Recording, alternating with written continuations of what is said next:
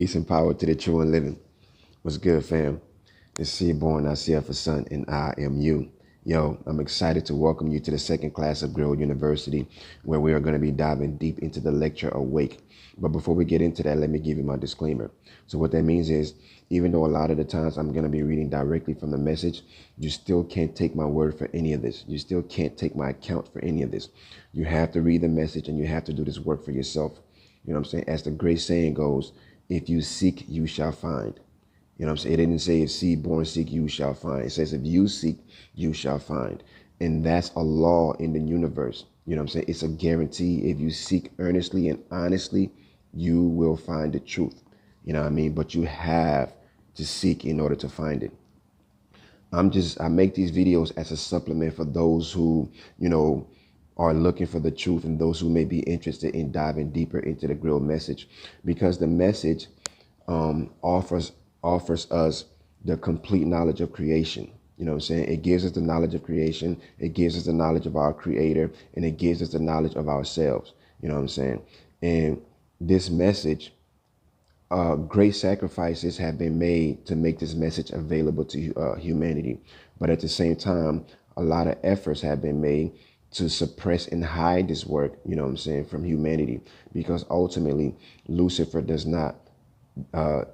wants to bring about the spiritual destruction of humanity. So him and his disciples have worked very hard to suppress this knowledge from humanity. You know what I'm saying? So it's very important that with everything that's happening right now in 2020, that, you know what I'm saying, we start seeking the truth and start making earnest efforts to draw closer to our creator. You know what I mean? Before this darkness, which, you know what I'm saying, this overwhelming darkness which envelops the terrestrial globe, you know what I'm saying, before it comes and sweeps all of us away, we have to make the effort to draw closer to our creator. So with that being said, let's go ahead and get into this. Now, the lecture is Awake, and it starts by telling us, awake, awake, human beings. You know what I'm saying? Wake up and recognize the ignoble burden that we bear. You know what I'm saying? This ignoble burden that weighs on us with enormous pressure. You know what I mean? We are spiritually burdened. You know what I'm saying? And if we go back to the first lecture, it talks about how the terrestrial globe is enveloped by, you know what I'm saying, spiritual darkness. So we have to wake up, first of all, and recognize this ignoble spiritual burden that we bear, all of us. You know what I'm saying? So even if you're living a peaceful and happy life, or you're rich and famous and all that, you still recognize the great spiritual burden of this world. You still recognize the great spiritual burden of humanity. And if your eyes are open wide enough, you'll realize how this is getting worse. You know what I'm saying? The darkness is growing stronger and stronger. You know what I'm saying? Now, it goes on to say, the man who remains inwardly bound will always be a slave, even if he were a king. You know what I'm saying? And that's the case with many of us, with all of us. We are all inwardly bound. You know what I'm saying? We are all inwardly bound by this darkness and evil. You know what I mean? And think about celebrities, right? Think about the celebrities that we look up to. You know what I'm saying? We worship these people because, you know, they're rich and famous. You know, they live in big houses. They drive the nicest cars. They get to take trips all around the world, you know, this, that, and the third. So they're living like kings and queens. You know what I'm saying? But if you understand anything about this world, you realize that these people are not free. These people are slaves. Even though they're living like kings and queens, living in the biggest houses and drive the best cars, you know what I'm saying? They are slaves because they have sold their souls, you know what I'm saying, to Lucifer. And now they live to serve the Luciferian agenda, because that Luciferian agenda is promising them, you know, the riches and the fortune and the big houses and the cars and you know, all of this nonsense, which appears to be freedom, but it's really not freedom. It's enslavement. And then the rest of us, we look at that and we want to be like that, not realizing that we are in a much better position than these people, and we are much freer than these people. You know what I'm saying? And that the darkness, you know, uses these people to keep us, you know what I'm saying, in the grips of darkness. You know what I'm saying? But we're in a much better position than these damn celebrities who have sold their souls to Lucifer. You know what I mean? All right, moving on. I gotta make sure I'm following my notes and not be rushing. You know what I mean? All right. Then it goes on to say, you bind yourselves with all that you aspire to learn. Reflect. In acquiring knowledge, you continuously force yourselves into alien forms thought out by others, willingly adopt an alien conviction, making your own only what others have experienced within for themselves. Consider, what applies to one does not apply to all. What helps one person may harm the other. Each individual must make his own way to perfection. You know what I'm saying? Which is why I tell you, you have to do this work for yourself. The abilities he carries within him are his equipment for this. He must adjust himself to them and build upon them. Otherwise, he will remain a stranger to his real self.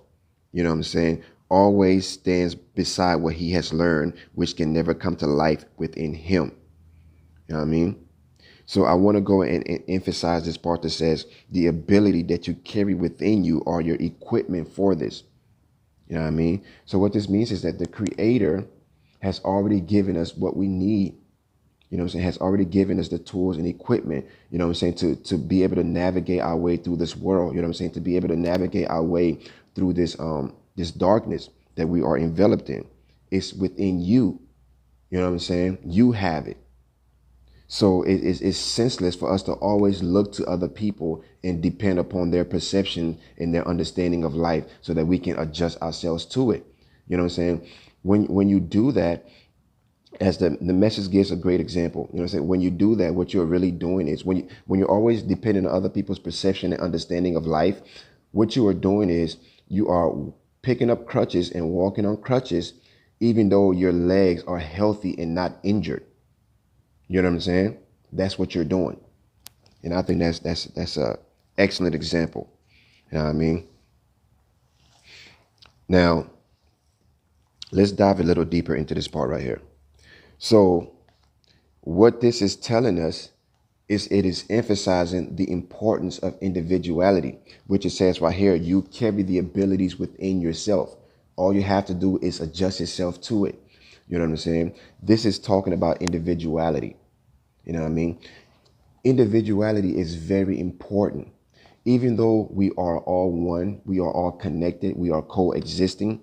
You know what I'm saying? Like, think of creation as one united whole, and each of us are different ingredients to creation.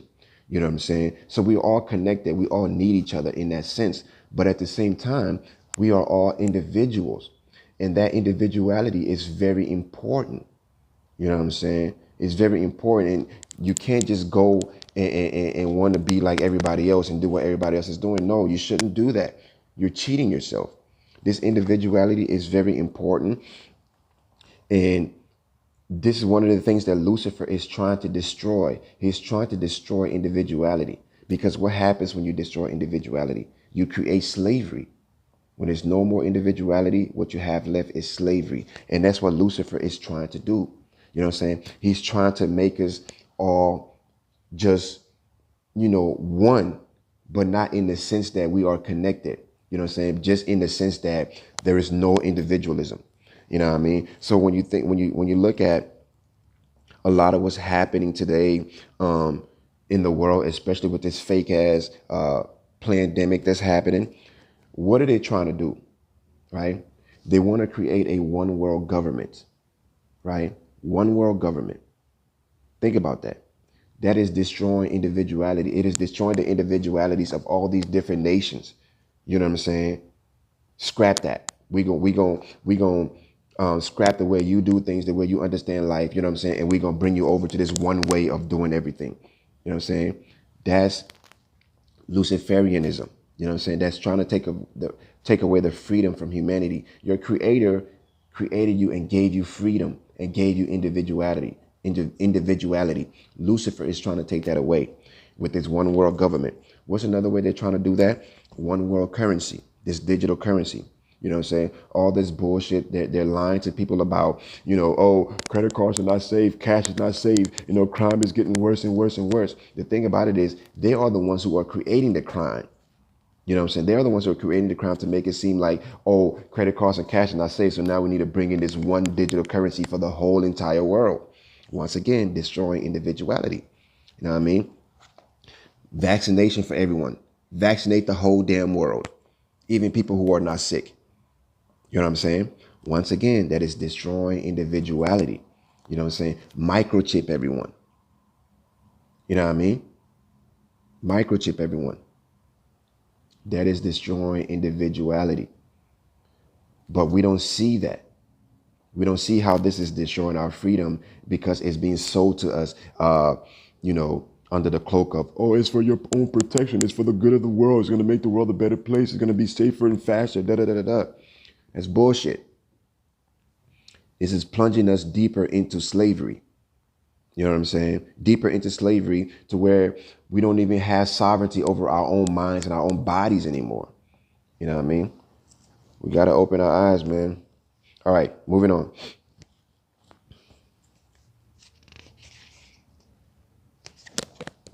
Hope I didn't forget anything, but if I did, oh well. Go back and read the message. All right, moving on. That these poor people are confused. They are asleep.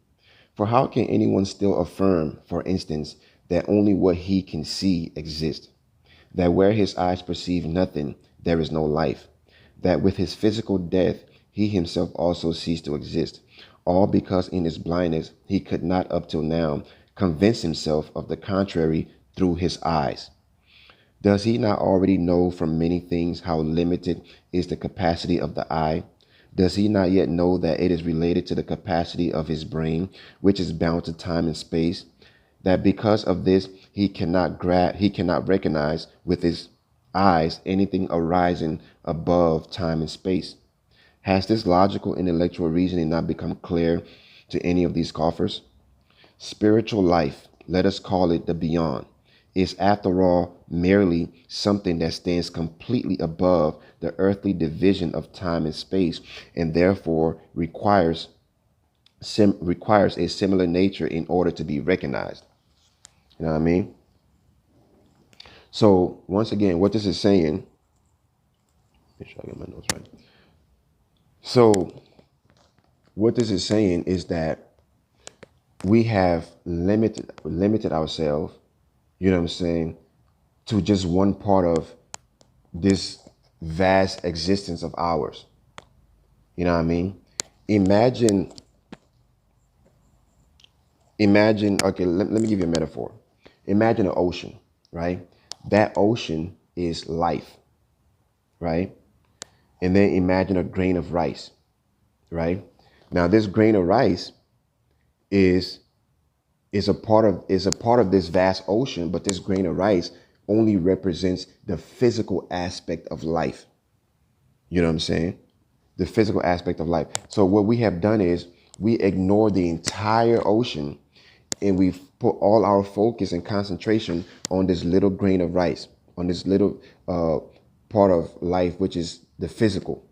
You know what I'm saying? So we're heavily concentrated in physical life and we ignore the vast ocean. You know what I mean? And then we're confused and angered when so many things happen to us that we don't understand. You know what I'm saying? There's so many mysteries of human existence, only because we ignore the complete ocean and we're strictly focused on this grain of rice. You know what I'm saying? And what we don't realize is that this physical reality that we're focused in is just a manifestation of the non-physical reality. You know what I'm saying?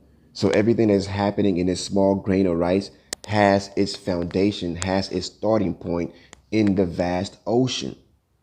But we completely ignore the ocean and we focus on this grain of rice. And then we wonder why there is so many damn mystery to this human existence. It doesn't have to be that way. You know what I'm saying? It's only that way because of, us, our acceptance of the Luciferian principles. You know what I mean? So this is trying to tell us that we must recognize, wake up and recognize the vastness of life. You know what I'm saying? Recognize that physical life and non-physical life, go together. They're not separate. They go hand in hand. You know what I'm saying? All right, moving on.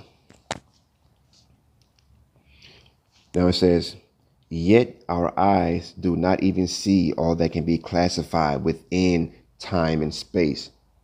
You know what I'm saying? So what this is saying is that not only do we ignore the vast ocean, you know what I'm saying? Not only are we only focused on this little grain of rice, but the sad thing about it is we have not even discovered everything about this little grain of rice. You know what I'm saying? We have only discovered 50% of it. So 50% of this grain of rice remains unknown to us, still remains a mystery. You know what I'm saying? That's the sad thing about it. So think about microscopes, right? And the message gives a great example of this. Think about microscopes. When before microscopes were invented, if you told people that there are millions of organisms floating all through the air and we're breathing these organisms in and things like that, people would have thought you were crazy. They would have thought you were a witch or something. You know what I'm saying? Because they can't see the billions of things that are floating in the air that we're breathing in all the time. They can't see it. But when the microscopes came, then people were able to see these things that we never saw before, and a whole new world opened up to humanity. And it's not that it didn't exist before. It's always existed. We just didn't know about it. You know what I'm saying? So that's the thing about this physical reality. We trap ourselves in this physical reality, but the thing about it is we have not even grasped everything of this spiritual reality yet. You know what I mean? We only have bits and pieces. So going back to microscopes, right? The more powerful these instruments become, microscopes and other similar instruments, the more powerful these instruments become, right? Like it says right here, increase their power a thousandfold, a millionfold, and there would be no end to what may be seen, but ever new worlds which previously you could neither see nor feel, yet which nevertheless existed, will unfold before you. You know what I'm saying? So think about it. What haven't we discovered yet in this vast reality, in this physical reality that we're living in? You know what I'm saying? What haven't we discovered yet? Man, that's crazy. All right, so moving on to the next thing. What does it say here? What then is the beyond? The word confuses many. The beyond is simply all that cannot be perceived by earthly means. And earthly means are the eyes, the brain, and all other parts of the body. Also the instruments that help them to do their work still more accurately and precisely, and to extend its scope. Therefore, one could say the beyond embraces all that is beyond the perceptive capacity of the physical eye. Then it goes on to say, but there is no division between this world and the beyond. You know what I'm saying? There's no division between this world and the beyond. So as I was saying earlier, right? This physical world we're living in and the non-physical world are the same. They're not two separate existences. They're one. You know what I'm saying? And in order to really be able to understand physical life, you know what I'm saying, we must also be aware of the non-physical part of life. You know what I'm saying? Because the non-physical part of life is the foundation, is the starting point. The physical life, this physical world, is just a manifestation of the non-physical world. You know what I'm saying? And then it goes on to say,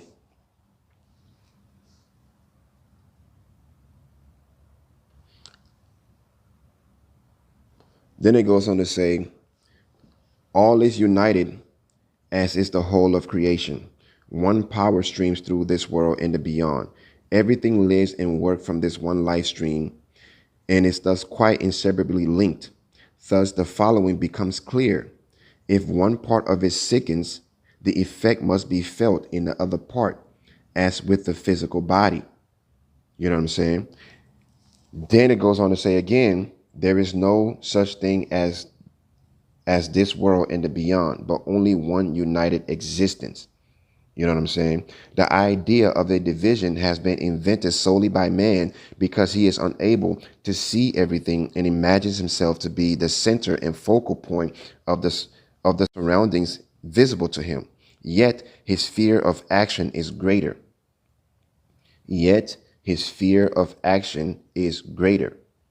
You know what I'm saying? So what this is saying, this is pointing to the multidimensional nature of life, of human beings. You know what I'm saying? Human beings, we are multidimensional.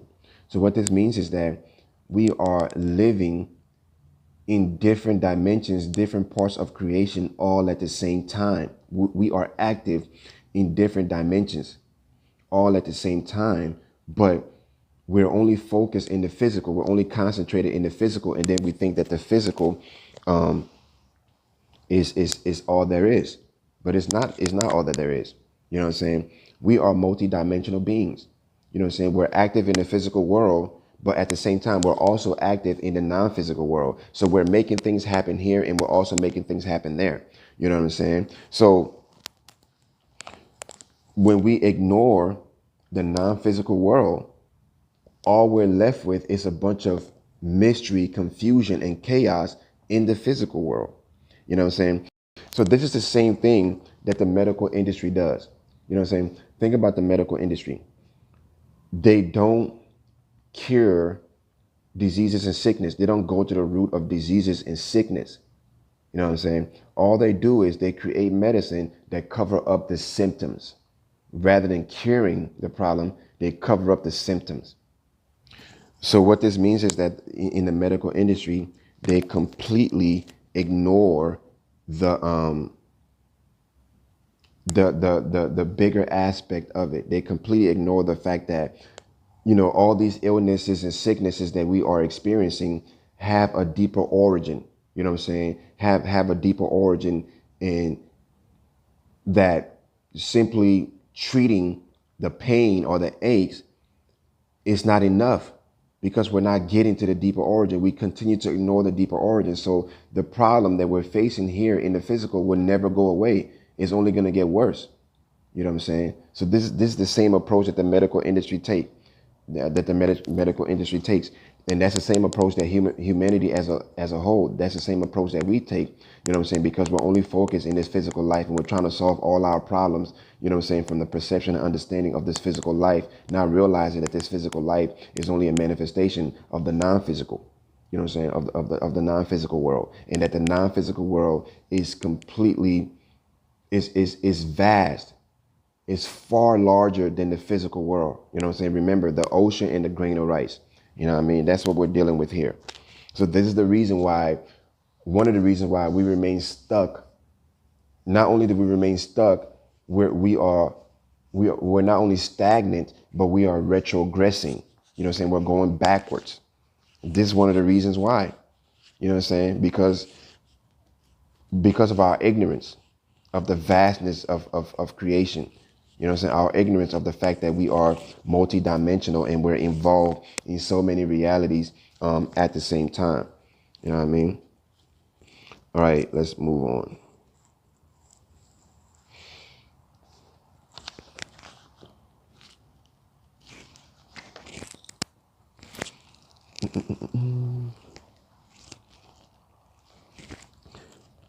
All right, so it goes on to say, an eternal law operates in the universe, that only in giving can one receive where lasting values are concerned, right? Only in giving can one receive where lasting values are concerned. And it goes on to say, like the sacred legacy of its creator, this law deeply permeates the whole of creation. To give unselfishly, to help where help is needed, to understand both the suffering and the weakness of your fellow men means to receive, because it is a simple and true way to the highest. So What this is saying is that we need to learn to operate from love. You see, human beings, we don't understand love.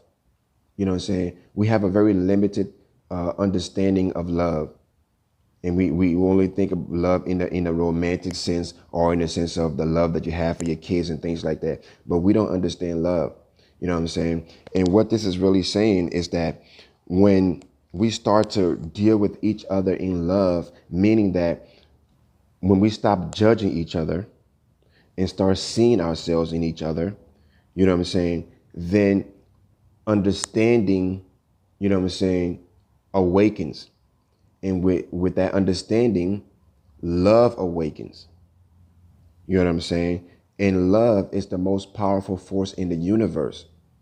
And it is this love, you know what I'm saying, that will take you not only to the highest within yourself, but it is this love that will take you to your creator, that will lead you to your creator. You know what I'm saying? It's not for nothing that it is said that God is love. God is love. And the only way to God is through love. But the problem is humanity, we don't understand love. So we think that love is this weak emotion. We think that love is only an emotional thing. The love that you have for, your children, or the love that you have a man has for a woman, or a woman for a man, and things like that. You know what I'm saying? But that right there is not even scratching at the surface of what love really is. You know what I'm saying? Love is that power, you know what I'm saying, that holds everything together. Love is the oneness of life. You know what I'm saying? Love is the oneness of life. You know what I mean? And that goes incredibly deep. You know what I'm saying? So once we truly start to understand love, a lot of things will start happening differently. You know what I'm saying? In our world. Then it goes on to say, to will this seriously brings you immediate help and strength. By one single, honest, and ardent wish to do good, the wall which your thoughts have up to now erected as a barrier is cleaved as with a flaming sword from the other side that is now still invisible to you. For you are indeed one with the beyond which you so fear, deny, or long for. You are closely and inextricably linked with it. You know what I'm saying? Once again, this life is the ocean. You know what I'm saying? And we must learn not only to understand the small grain of rice that is a physical reality, but we must learn to understand the whole, the non-physical part of it as well. You know what I'm saying? All right, let's move on to the next part.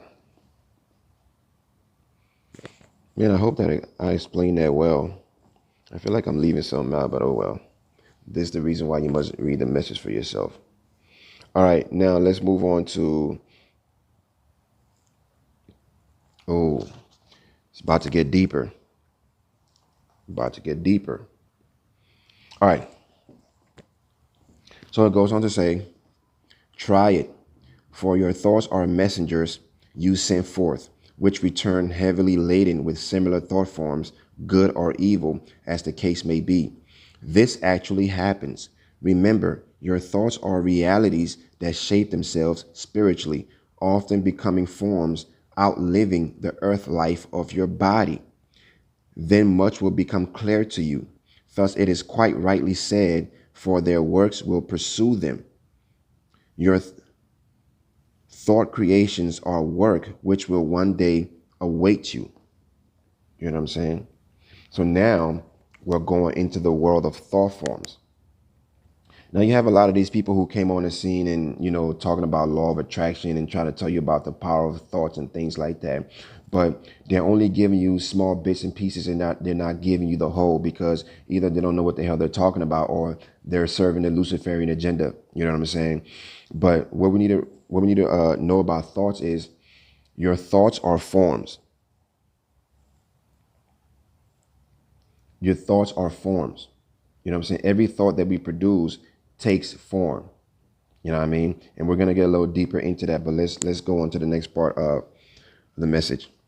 Thus you carry heaven or hell within you. You are free to decide, but you then are irrevocably subject to the consequences of your thoughts, of your volition. You yourself create these consequences, and that is why I exhort you, keep the hearth of your thoughts pure. You will sow peace and earn happiness.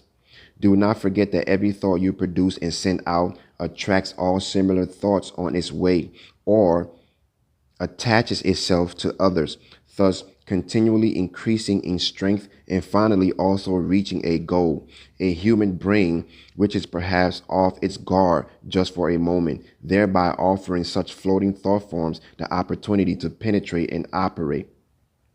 Just consider what responsibility will fall upon you if at some time or other the thought becomes a deed through some person whom it was able to influence. This responsibility already arises through the fact that every single thought keeps a constant link with you, just as if by an unbreakable thread, so as to return with the strength gained on its way, either to burden you or to bring you joy, according to the kind that you produce.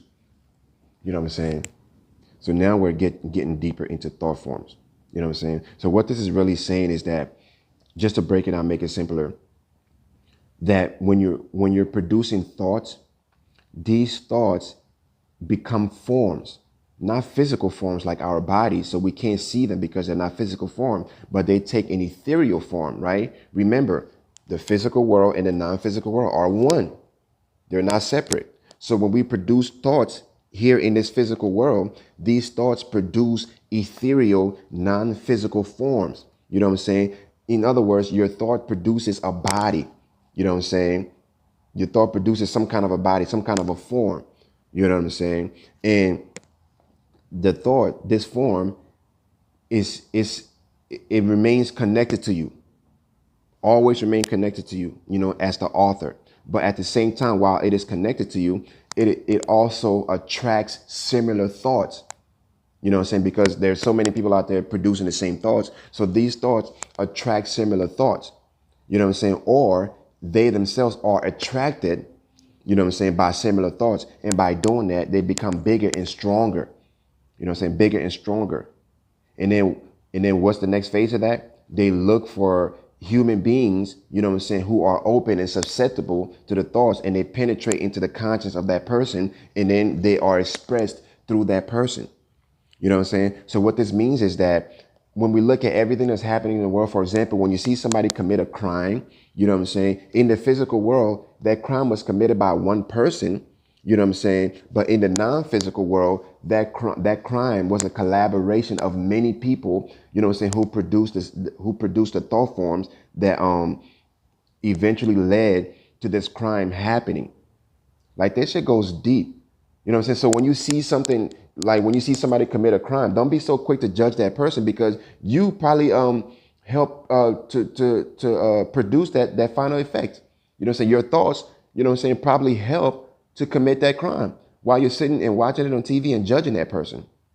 You know what I'm saying? So that shit goes incredibly deep. As a matter of fact, I wrote a book about thought forms. You know what I'm saying? I wrote a book about thought forms. You can go ahead and check it out. It's on Amazon. It's on Barnes and Noble. It's on it's online. It's on many platforms online. You know what I'm saying? I'm gonna leave the link in the description. But go ahead and check that book out. I wrote a book, going deeper into thought forms. You know what I'm saying? And of course, it's all based on the message from the knowledge from the message. You know what I'm saying? But it's very important for us to understand how these thoughts work, because this is how we are creating this world that we're living in, this physical reality that we're living in. This is how we're creating it. You know what I'm saying? That's why so many things happen to people, so many unfortunate things, and also so many good things happen to us that we can't explain. You know what I'm saying? And we think that God is just doing things because he's God. No, we are the ones doing these things. The thing is, we just don't know how we're doing it, because our knowledge is strictly limited to the physical world. Our knowledge is strictly limited to this little grain of rice, while we are living in a vast fucking ocean and making things happen. You know what I'm saying? That shit goes incredibly deep, man. You know what I'm saying? But that's thought forms. You know what I mean? All right, let's move on.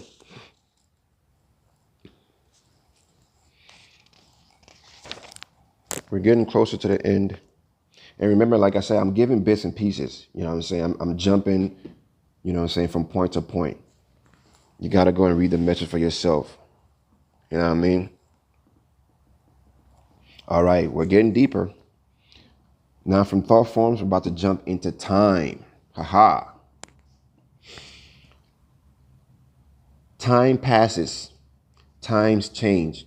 We hear this said everywhere, and automatically a picture arises in the spirit. We see changing times marching past us. This picture becomes so ingrained that for many, it also forms a solid foundation on which they continue to build, adjusting their whole research and speculation to it. Before long, however, they encounter obstacles which contradict each other. However hard they try, not everything will fit. They lose their way, leaving gaps that can no longer be filled in spite of their pondering. Many then believe that in such places, faith must act as a substitute for the failure of logical reasoning. But this is wrong. Man should not believe in things he cannot grasp.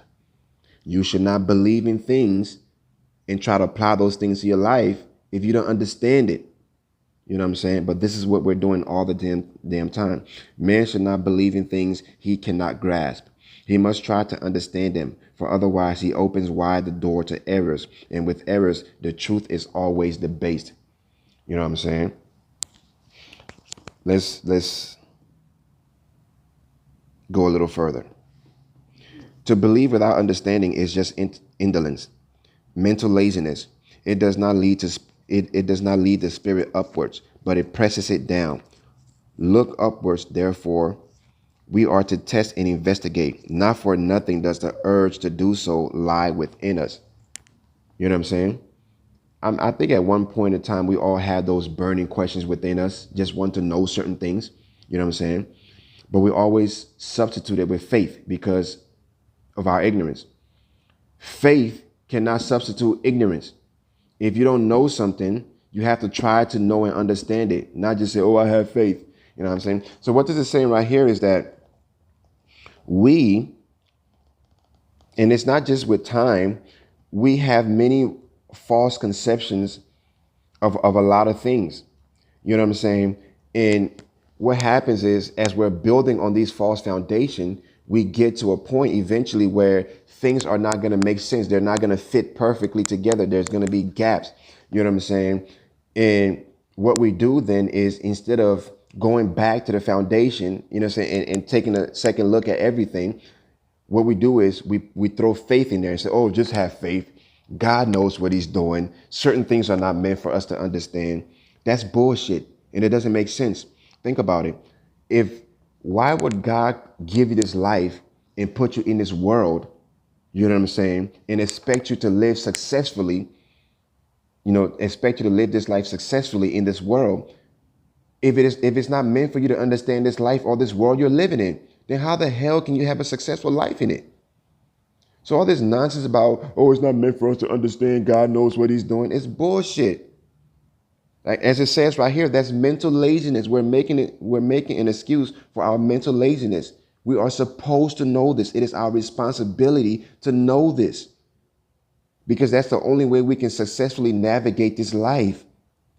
That's the only way we can successfully make our way back to the Creator. You know what I'm saying? So all this nonsense about it's not meant for you to understand, just have faith. How the hell can you have faith in something you don't understand? That's dumb. You know what I'm saying? But anyways, let's move on. We're going to get deeper into time.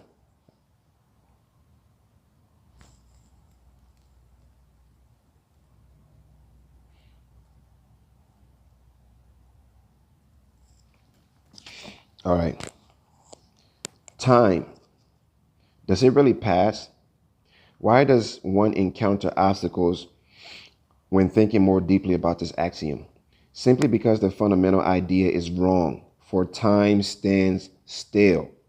We, however, hurry towards it. We rush into time, which is eternal, and seek the truth in it. Time stands still. It remains the same today, yesterday, and 1,000 years hence. Only the forms change.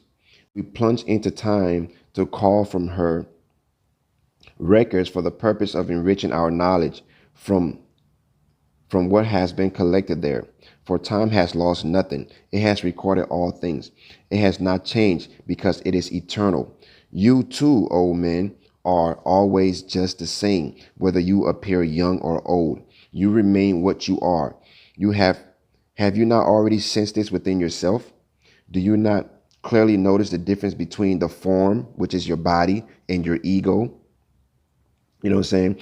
Between the body that is subject to change and yourself, the spirit, which is eternal. You know what I mean? So one of the reasons why we can't understand time is because we think that time is moving. We think that time is motion. You know what I'm saying? Motion times space. But that's not time. Time is stillness. Time is eternal stillness. Everything else is moving. That's what makes it seem like time is moving, but time does not move. We are moving. Our bodies are moving. Our minds are moving. Our thoughts are moving. Everything is moving, but time itself stands still. You know what I'm saying? Time is the eternal stillness, right? And it's the same thing with the physical body and the spirit, right? The spirit is what we are. We are human spirits. You know what I'm saying? And we have many bodies. You know what I'm saying? One of the bodies that we have is a physical body. You know what I'm saying? But I mean, truly think about it. I mean, when I think about it from since I was a kid to now, I don't feel any different within myself. I mean, yes, my body feels different. My body is different. You know what I'm saying? I can't play basketball as long as I used to. I get tired quicker these days. You know what I'm saying? You know, because the body changes. But within myself, I feel the same youthfulness, the same being from since I was a kid. I don't feel old within myself. You know what I'm saying? Yeah, I feel the difference in my body. I feel the aging of my body, but inside I still feel the same youthful, young, you know, person that I've always been. You know what I mean? That's what this is saying right here. So in order to understand time in our relationship with it, we must understand that time is still. Time does not move. Everything else is moving. You know what I'm saying? Man, it gets deep in the Grail message. So, all right, let's move on. We're getting to the end here. Like a lens that absorbs the rays of the sun, concentrating them on one point and producing a combustive power which can burst forth to singe and destroy, but also to heal, animate, and bring blessings, and likewise can start a blazing fire. We too are such lenses, capable through our volition of gathering these invisible power currents that reach us and sending them forth as a united force for good or evil, to bring blessing or indeed destruction to mankind. Through this, we can and should light a blazing fire in the souls of men, a fire of enthusiasm for the good, for the noble, and for perfection. This only requires a strength of volition, which in a certain sense makes man lord of creation and master of his own fate. You know what I'm saying? This is talking about the power of the human spirit. You know what I'm saying? We are connected to the power that streams all through our creation, through this one power that streams all through our creation. Not only were we created by this power, but this power streams, you know what I'm saying? It streams through us and we access this power through our thoughts, through our will, you know what I'm saying? Through our volition. You know what I'm saying? So just like it explains here, you know how when we were young, we used to take the magnifying glasses, hold it up to the sun, you know what I'm saying? And then try to, you know, set something on fire. You know what I'm saying? Because what's happening is that through this magnifying glass where you know, the magnifying glass is absorbing the power of the sun, and it is concentrating that power in one single spot. That's what we are. You know what I'm saying? We're always absorbing this power that rests in creation. You know what I'm saying? And we're exercising it in various ways. You know what I mean? Whether we are aware of it or not. And that's the thing about it. This is happening all the time, whether you know it's happening or not. You know what I'm saying? We're always streaming this power in creation, and we're always exercising this power in various ways, either to produce evil or to produce good. You know what I'm saying? Either to produce evil or to produce good. But one thing that we should know is that this is the reason why good will always defeat evil is because of this power, this one power which streams all through our creation, which brought creation into existence, which maintains creation. This one power that we are using to do everything that we do, from breathing to walking to thinking. You know what I'm saying? Even the little flick of your finger, we're using that power. You know what I'm saying? This power comes from God. The source of this power is the Creator. And the Creator knows no evil. God is eternally good. God knows no evil or no darkness. You know what I'm saying? So what that means is, since the source of this power is eternal goodness, whenever this power is used for the good, it will always be unlimited in its creative might. You know what I'm saying? But when this power is used for evil, it becomes weaker, because then it is being pulled further away from its source, which is goodness. You know what I'm saying? This is why evil, you know what I'm saying, will always be destroyed by good. Evil ultimately is stupid. You know what I'm saying? Evil is weak. You know what I'm saying? Because the power that produces evil is being pulled further and further away from its source, which is goodness. So it's completely senseless for us to fear evil.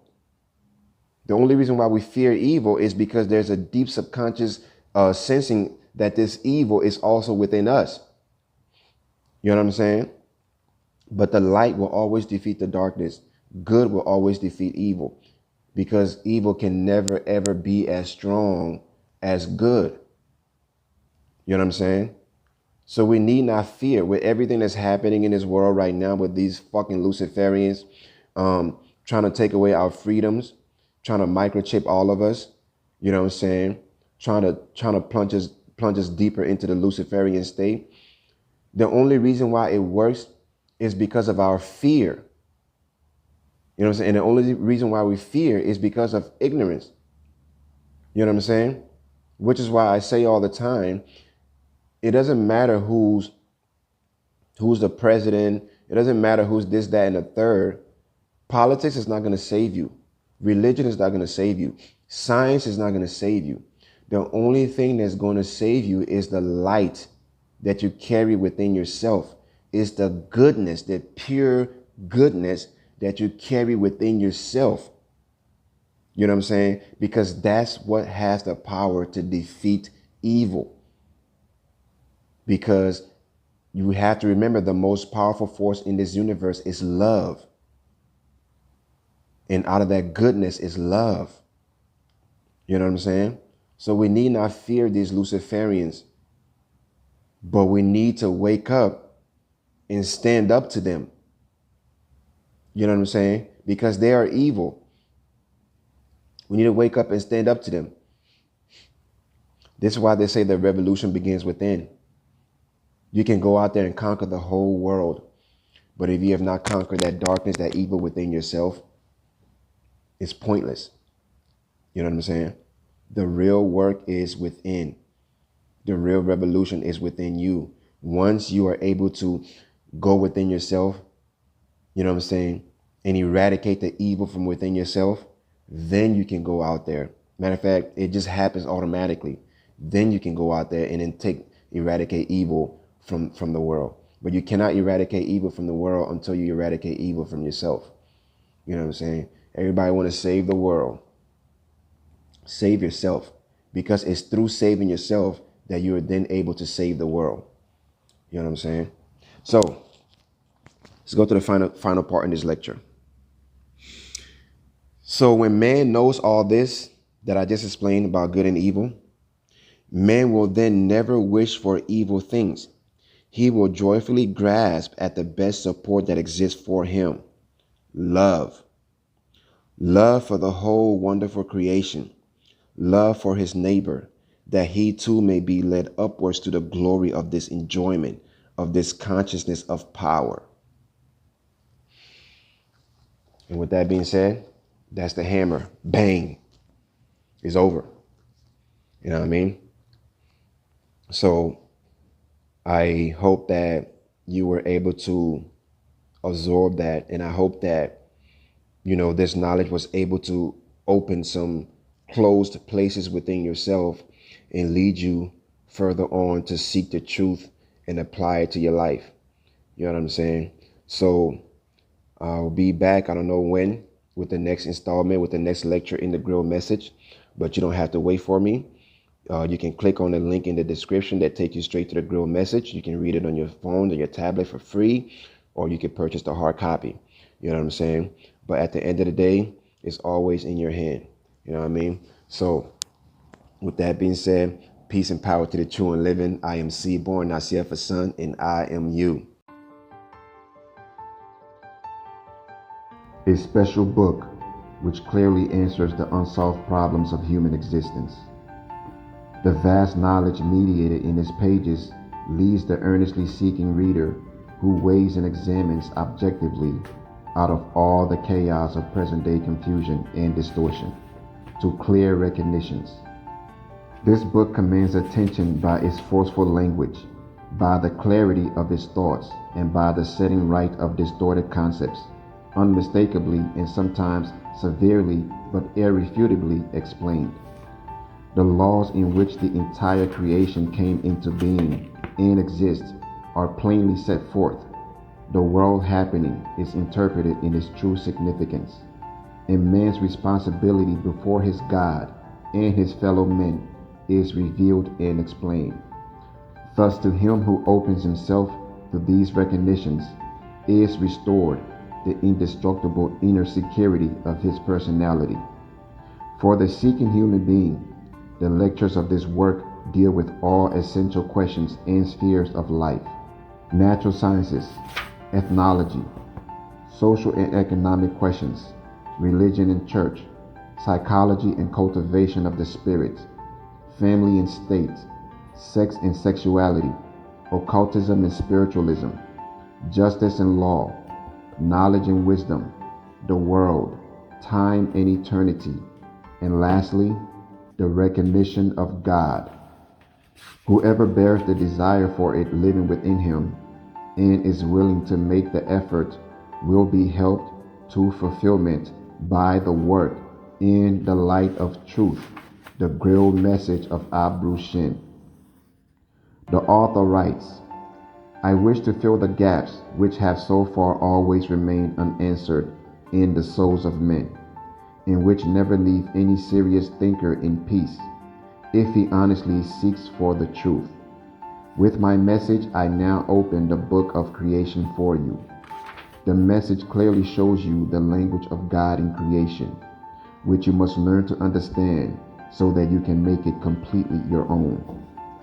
The author recommends that the lectures of this work be read in sequence and not picked out individually, seeking to judge the work in this way. The knowledge of the Grail message cannot be grasped by simply glancing through it. It is the sacred responsibility of the human spirit to recognize his God and his laws through which the human being and the entire creation came into existence.